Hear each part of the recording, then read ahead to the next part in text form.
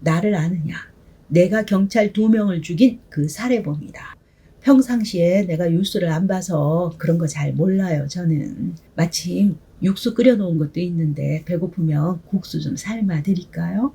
안녕하세요, 시골댁입니다. 오늘의 사건, 오늘의 이야기 들어가 보도록 하겠습니다. 오늘은 살인자, 도망자, 그리고 인질극의 주인공이 된 남자와 그를 막아선 용기 있는 중년 할머니의 이야기를 전해드리겠습니다.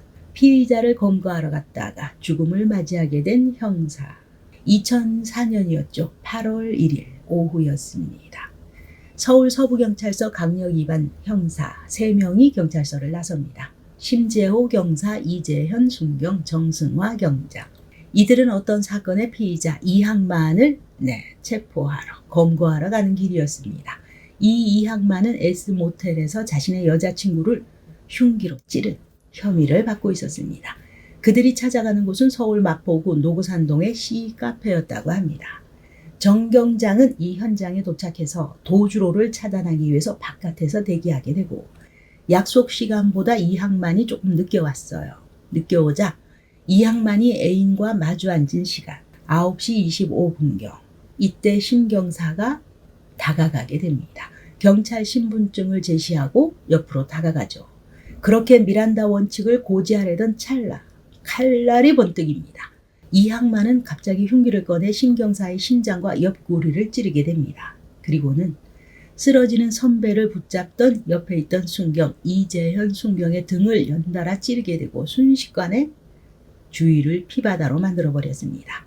이재현 순경은 피해자 이항만을 검거하고자 다리 한쪽을 필사적으로 부여잡고 끌어안고 어깨를 이빨로 물어뜯습니다. 그러면서 커피숍 안 사람들에게 119를 불러달라고 외치죠.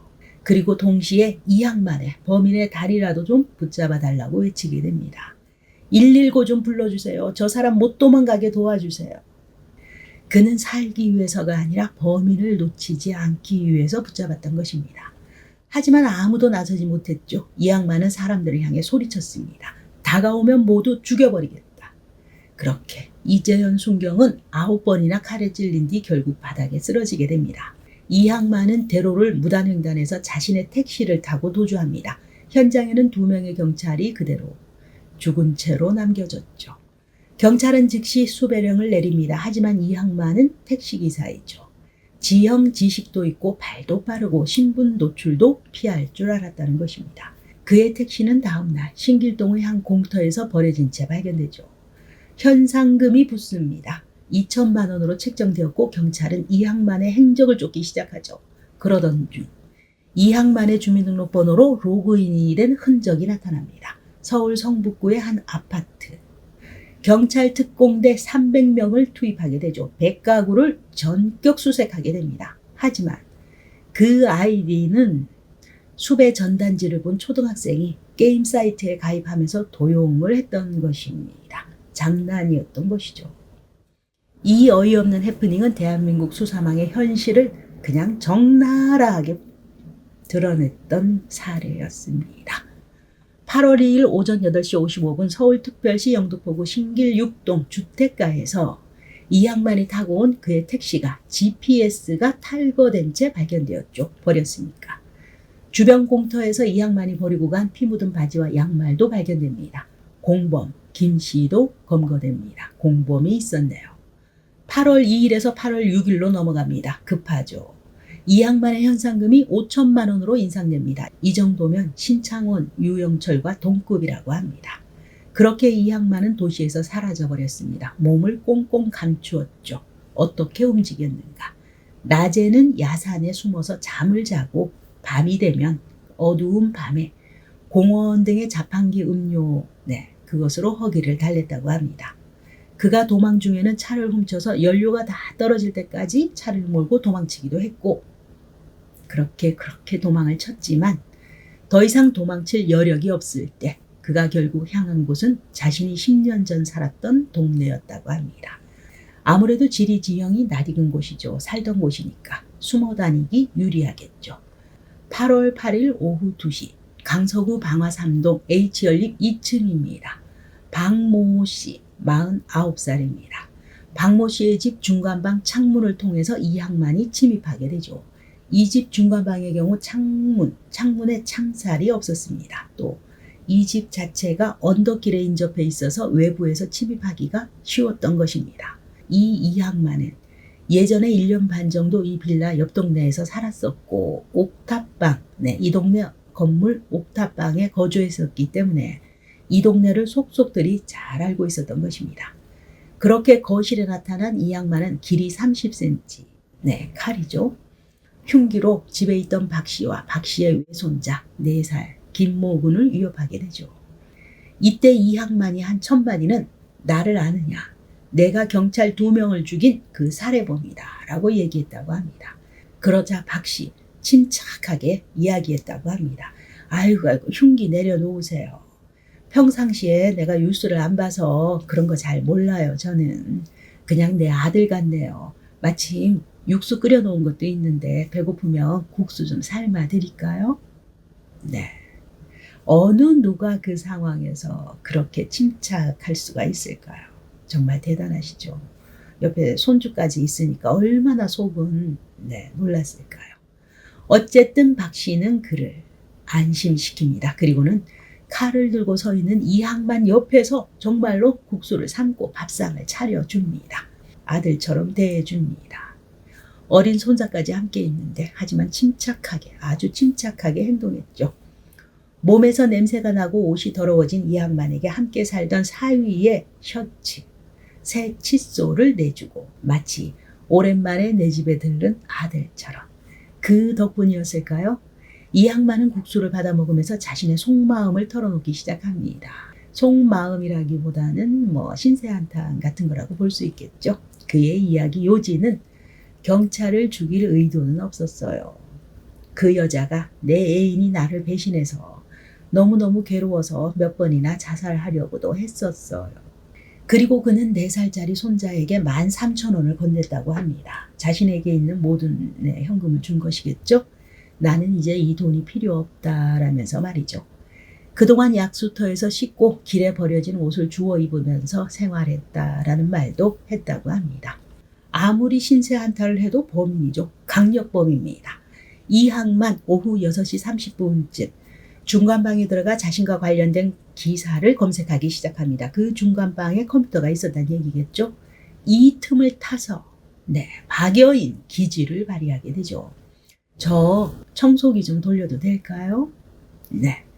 안방에 들어가서 진공 청소기를 켭니다. 그리고는 청소기를 잠시 돌리는 척 하다가 켜둔 상태로 청소기를 한쪽에 살그머니 내려놓습니다. 그리고는 경기도 광명시에 있는 아들에게 전화를 겁니다. 경찰 2명을 죽였다는 사람이 지금 우리 집에 와 있다. 아무래도 네가 신고를 좀 해야 되겠다 하고 빠르게 끊습니다. 그리고는 경찰이 들어올 수 있도록 중간방 창문을 살짝 열어둡니다. 아들 얼마나 놀랐을까요? 6시 37분 바로 112에 신고하죠.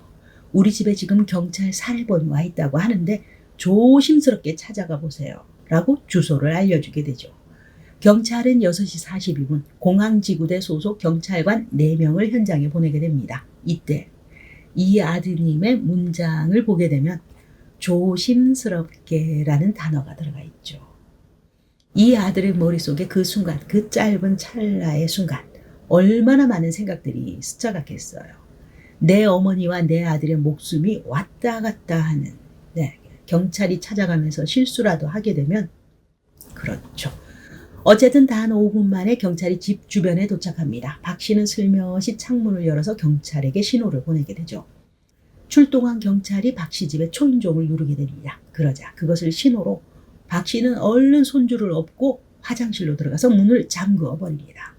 인터폰 화면으로 문 밖의 경찰을 이항만이 확인하게 되죠. 분노가 끓어오른가 봅니다. 화장실 문을 두드리며 박 씨를 찾고 문을 발로 차고 난리를 치다가 이내 포기하게 됩니다. 그리고는 안방으로 들어가서 자신이 가지고 있던 흉기로 자신의 배를 찌르며 자해하게 되죠.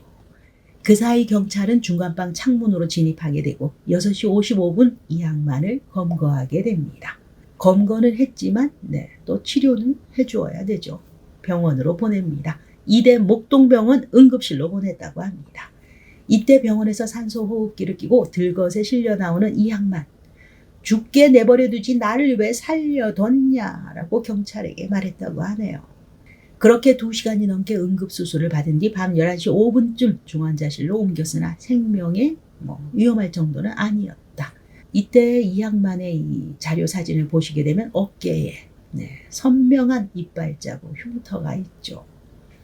이재현 형사가 칼에 그렇게 무참히 찔리면서도 범인의 어깨를 물어뜯은 흉터.